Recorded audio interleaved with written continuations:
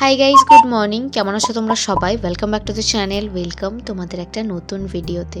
আমার মাথায় কিন্তু কোনো প্রকার ইচিং হয়নি। সকালবেলা জাস্ট কিছুক্ষণ আগেই ঘুম থেকে উঠলাম। উঠে আমি একটুখানি ফ্রেশ হয়ে নিয়েছি।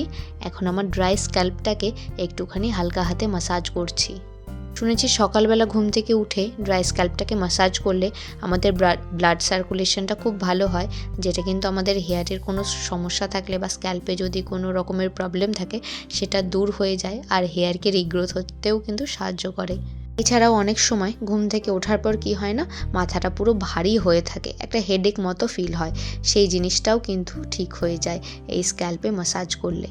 চুলটাকে আমি সুন্দর করে বেঁধে নিয়েছি, আর 2 গ্লাস জল আর 2টো বিস্কুট খেয়ে আমি এখানে লেগে পড়েছি আজকের এক্সারসাইজ করতে। বাড়িতে থাকতে আমি প্রতিদিন মাঠে যেতাম, মাঠে গিয়ে একটুখানি রানিং করতাম, তারপর ফ্রি হ্যান্ড এক্সারসাইজ করতাম, তারপরে বাড়ি আসতাম। তবে এখানে আসার পর প্রথমে তো কিছুদিন রুটিন একদম গন্ডগোল হয়ে গেছিলো, তবে আস্তে আস্তে আবার সব ঠিক হয়ে গেছে। একটা লম্বা সময় ধরেই আমি ডেলি এক্সারসাইজ যেহেতু করতাম, তাই এখন বেশ কিছুদিন যদি গ্যাপ হয়ে যায় নিজের ভেতর থেকে একটা অসুবিধা ফিল হয়, যার জন্য সারাদিন হাজার রকমের কাজ থাকলেও, কাজ সবারই থাকে, কিন্তু তার মধ্যেও যদি নিজের জন্য সময় বের করা যায় তাহলে হয়তো নিজের জন্যই ভালো হয়। আর আমার তো শরীরই পারমিট করে না এক্সারসাইজ না করলে। সকালবেলা উঠে অল্প বিস্তর একটুখানি এক্সারসাইজ করে নিয়েছি। আজকে না শ্যাম্পু করার আছে আমার, 2 দিন ধরে ভাবছি শ্যাম্পু করব, কিন্তু স্নান করতে করতে প্রায় 2টো বেজে যাচ্ছে। আর যেই সময় আমি আর শ্যাম্পু করছি না, কারণ ওই টাইমে শ্যাম্পু করলেই ঠান্ডা লেগে যাবে। যেহেতু শ্যাম্পু করব তাই আমি ভালো করে এখানে করছি একটুখানি হেয়ার অয়েলিং।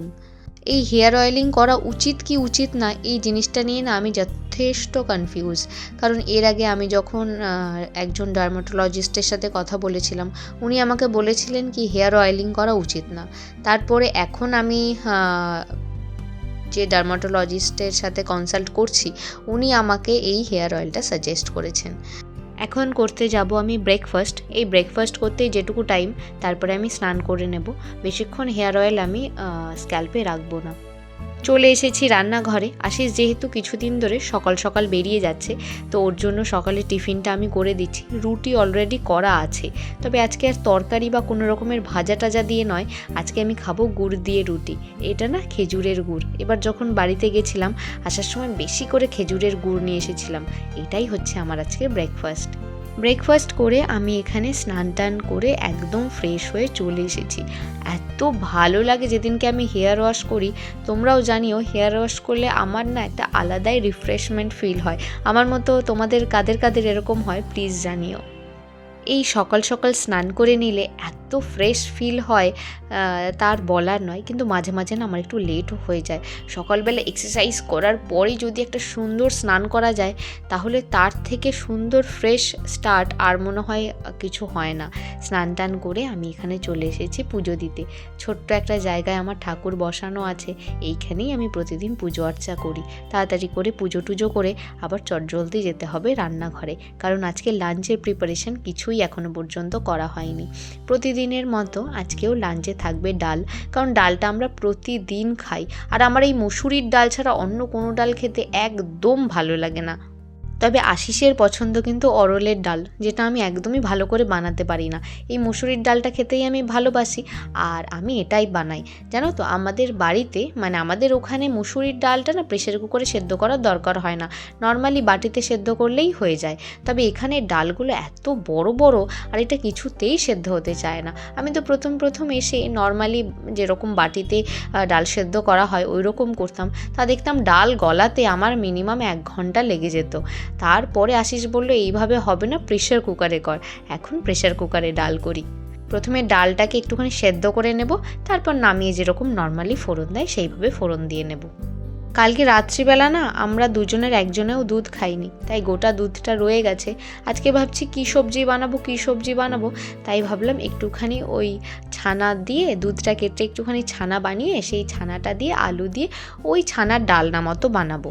দুধটাকে আমি এখানে একটুখানি গরম করে নিয়েছি, আর তারপর ভিনিগারের মধ্যে অল্প একটু জল মিশিয়ে সেইটা দিয়ে ভালো করে ছানাটা কেটে নিচ্ছি। লেবু দিয়েও আমি ছানা কাটি, তবে আমি দেখেছি ভিনিগার দিয়ে ছানা কাটলে না লেবুর থেকেও ভালো হয়, বেশ একদম ওই সবুজ জলটা বেরিয়ে যায় ভিনিগারে। এখানে ছানাটা দেখো একদম কাটা হয়ে গেছে। আমি পরিষ্কার একটা কাপড়ের মধ্যে ছানাটাকে ভালো করে ছেঁকে নিচ্ছি। যেহেতু অনেকটা ভিনিগার ব্যবহার করেছিলাম, তো একবার পরিষ্কার জল দিয়ে ছানাটাকে ধুয়ে নিচ্ছি। এই ছানার তরকারি বা পনির এই সমস্ত খেতে আশিস একদম ভালোবাসে না, তবে আজকে দেখি ওকে না সুন্দর করে একটুখানি এই ছানার ডালনাটা বানিয়ে দেব, দেখি ওর ভালো লাগে কিনা। ডাল তো ওদিকে হচ্ছে, আর এদিকে বানাবো ছানার তরকারি। আর তার সাথে আজকে যেটা বানাবো সেটা হচ্ছে ধনেপাতা বাটা। শিল বাটায় তো নয়, তবে আমি ওই মিক্সারেই বেটে নিই। এখানে যেহেতু আজকে পেঁয়াজ রসুন দেওয়া যাবে, তাই আমি কড়াইতে প্রথমে এমনি শুকনো কড়াইতে রসুন, একটুখানি কালো জিরে আর তার সাথে একটা কাঁচা লঙ্কা একটুখানি নাড়াচাড়া করে নিয়েছি। তারপর আগে থেকে যে ধনেপাতাটা ধুয়ে রেখেছিলাম সেটাকে দিয়ে অল্প একটুখানি নাড়াচাড়া করে নেব, যতক্ষণ না ধনেপাতার ভেতরে যে ময়েশ্চারটা আছে সেটা চলে না যায়। ধনেপাতাটা ওদিকে ভাজা ভাজা হোক।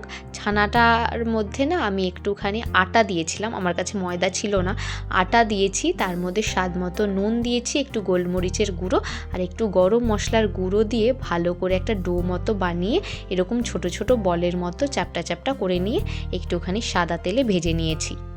এদিকে আমি লাঞ্চের প্রিপারেশান করছি, ওদিকে আশিসের অবস্থাটা আজকে একবার দেখো। ওদের ক্যান্টিনে না প্রতিদিন খাবার রান্না হয়, আর প্রতিদিনের কি মেনু সেটা সকালবেলাতেই SMS করে ওদের জানিয়ে দেওয়া হয়।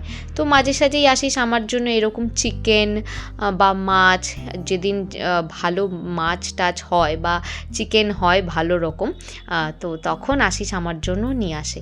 আজকে আমাকে আগে থেকে কিচ্ছু জানায়নি, একটু আগেই জাস্ট ফোন করে বলল যে আজকে ক্যান্টিন থেকে খাবার নিয়ে আসছি। এদিকে এনেছি চিকেন। ওদের চিকেনটা আমাদের থেকে অনেকটাই ডিফারেন্ট হয়, বেশি একটু ঝোলঝোল টাইপের হয় আর কষানোটা একটু কম হয়, আর মিষ্টির পরিমাণটা না বেশি থাকে। আর তার সাথে এখানে এনেছে মটর পনির। এতখানি পনির এনেছে, কে খাবে বলো। চিকেনটাও নিয়ে এসেছে, বলছে 2 দিন ধরে তুই ফ্রিজে রেখে রেখে খাবি। আর যাই হোক, ফ্রিজের খাবারটা আমি না খুব একটা খেতে পারি না। কি অবস্থা, আগে যদি বলতো তাহলে আমি এত কিছু রান্না করতাম না। খাবারগুলো রান্না করলাম বা যেগুলো আনলো সেগুলো তো খেয়েও শেষ করতে হবে। যাই হোক, সিম্পল লাঞ্চ বানাতে গেছিলাম, আজকে একটু বেশি সিম্পল হয়ে গেল। এত রকম আইটেম হয়ে গেছে, এই দেখে তো আমার মাথায় হাত। খাবারগুলো খেয়েও তো শেষ করতে হবে, এইটাই আমার এখন বেশি চিন্তা হয়ে গেছে। আর ওদিকে আমার আলু দিয়ে ছানার ডালনা বলো, ছানার তরকারি বলো, গোটাটাই রেডি হয়ে গেছে। আর তার সাথে ডাল হয়েছে, ধনেপাতা বাটাও হয়ে গেছে। স্যালাডে না আজকে তেমন কিছু নেই, তাই শুধু পেঁয়াজটাই কেটে নিয়েছি। এই হচ্ছে আজকে আমার রান্নাঘরের অবস্থা। চলো তাড়াতাড়ি করে এবার লাঞ্চটা করে নিই। ব্লগটাকে আজকে এখানেই এন্ড করছি। কেমন লাগলো জানিও। দেখা হচ্ছে নেক্সট ভিডিওতে।